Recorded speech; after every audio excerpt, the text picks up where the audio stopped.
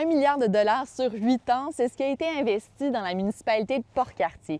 C'est pas mal d'argent et ça paraît, il y a plusieurs projets industriels qui fleurissent dans la ville. La grande ArcelorMittal se modernise avec une usine de flottaison.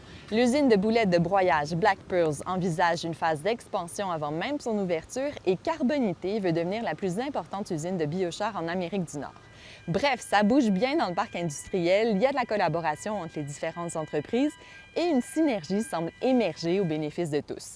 La clé de cet essor, selon plusieurs acteurs du milieu, c'est le quai municipal, une infrastructure dont la réfection est nécessaire à court terme. Malgré le dynamisme actuel, l'écosystème de Port-Cartier reste fragile selon un expert qui rappelle la dépendance de la ville à la conjoncture économique mondiale. Et on reste à Port-Cartier parce que Services correctionnels Canada a annoncé le décès d'un de ses détenus. Ghislain Mallette est mort lundi. Il avait 33 ans et était incarcéré depuis le 27 septembre 2023. Il purgeait une peine de 4 ans et demi. Ce décès survient un mois après celui d'un autre détenu, Gabriel Marion, le 5 octobre dernier. Mark Carney a dévoilé une deuxième vague de projets d'intérêt national.